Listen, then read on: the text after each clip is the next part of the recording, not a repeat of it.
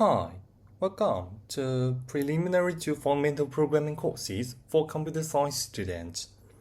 Today, we're going to discuss computational thinking in routine activities.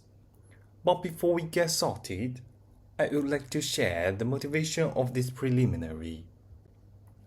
In university, fundamental programming courses often guide computer science students to solve elementary problems based on specific programming languages, such as C and Python.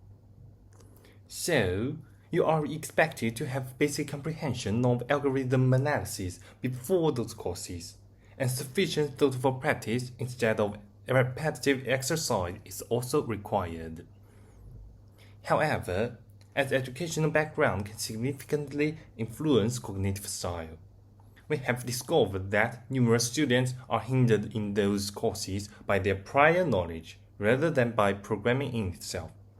That is, the main challenge of fundamental programming courses is not the grammar of programming languages, but to think like a computer scientist.